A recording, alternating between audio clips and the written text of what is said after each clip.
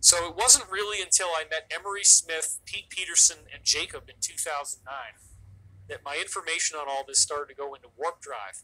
And what I've since learned is very important.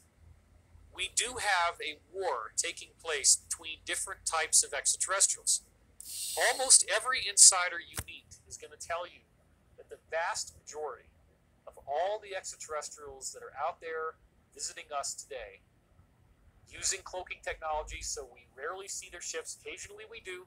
So when we're looking at extraterrestrials, we're looking at that most of them are benevolent. Most of them are the good guys. They've showed up in various cultures as gods, as angels, as benevolent spiritual teachers. And then you have a much smaller number that are very aggressive and very evil. And this war, by the way, between extraterrestrials, this is a war that is fought by proxy. We are the proxies. The choices that we make determine how that extraterrestrial battle takes place. The reason why is that we have a lot of free will over what's going to happen on this planet. So we have to authorize bad things to happen. The authorization comes by us allowing ourselves to be conquered. The negative has to advertise what they're doing. They have to show us the symbols. They do it in music videos. They do it in movies. They do it at the Super Bowl halftime show. They did it in the Olympics opening and closing ceremonies. They put the symbolism in our faces. Many of these various things show us these symbols. For example, the F in the Facebook logo is very similar to the logo for Tubal Cain. We see in the Google Play logo something that looks very much like the sigil of Lucifer. There's lots of examples like this you can dig up if you go digging for it online. My point in telling you this is not to scare you. My point in telling you this is to understand that we actually have the control. We have the control over how the future is going to go. The negative beings are not allowed to do more than what we authorize. And so what their focus is on trying to get us manipulated to the point where we are selfish, greedy, manipulative to one another, and then in so doing, we authorize these disasters to take place. So yes, there are certain national security concerns regarding certain types of ETs, but as long as we on Earth maintain positivity, those ETs cannot come after us and hurt us. I want to get both of you guys' honest opinion. Do you feel safe now? And when this documentary comes out and the public basically gets a hold of this information, what are you guys going to do next? There's definitely danger involved. I have on my Sphere Being Alliance YouTube channel, there's a video that I took of a Chinook helicopter flying around my house. When I first came out of the house, it was flying above my pool directly, and there was someone in the service entrance in the back looking out at me. And I ran back in the house, I got my camera, and came out and videotaped it doing about 5 or 6 more orbits around my home.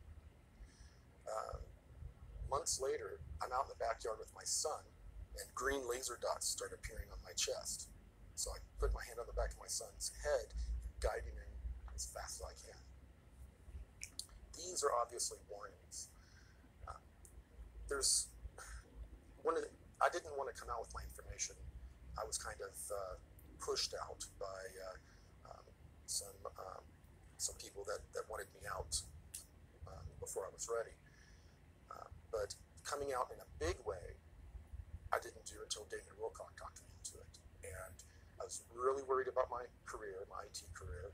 I was worried about a lot of things, including violence, because we had weird things happening around our house as well. And he told me, he said, if you come out, they can't attack you physically. If they do, then they're validating your information and you become a martyr. And that made enough sense to where I started working with him and doing interviews. So there is definitely a danger, especially with the content of the movie that we've put out. It's going to anger a lot of people in positions of power who lean towards the dark side, and they're going to do whatever they can to rattle our cage. Ancient writings and ancient texts and books describe a ship known as the Vimana. Is there a Vimana in any government's hands right now being reverse engineered? yourself, Corey? They've definitely been discovered in different parts of the world, underground. Now, the most recent example I heard of this was in Antarctica. In Antarctica, about 70,000 years ago, there were 3 ships, like motherships, that were crash landing. There's a much longer history. You can find that on my Sphere Being Alliance channel. That were crash landing on the Earth. And they crash landed in what is now Antarctica, which was a lush, beautiful forest at that time, uncovered by ice.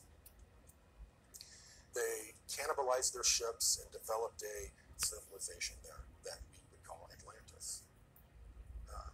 About 11,000 years ago, give or take, there was a catastrophe, and the Earth spun on its axis, and the ocean went over Antarctica and flash froze, and completely covered that civilization. They cannibalized the technology that they had brought with them from off-world.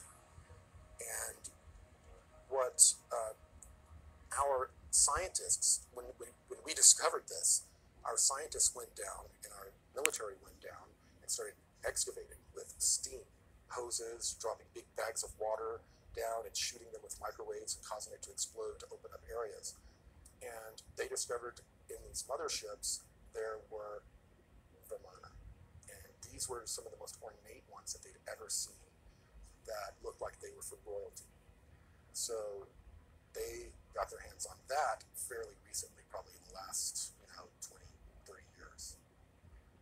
I believe that not only were some of the technologies that we've developed in the secret space programs were they developed from reverse engineered extraterrestrial craft or temporal craft from the future, but we also had the Nazi secret space program that was going out to the east looking for all of these manuscripts that supposedly had blueprints for building Vimana, and then bringing those back to Germany and building what was the beginning of their secret space program, along with people channeling like Maria Orsic and their own scientists being at least 20 years ahead of the Americans technology-wise and engineering-wise. So we've definitely had access to Vimana for some time.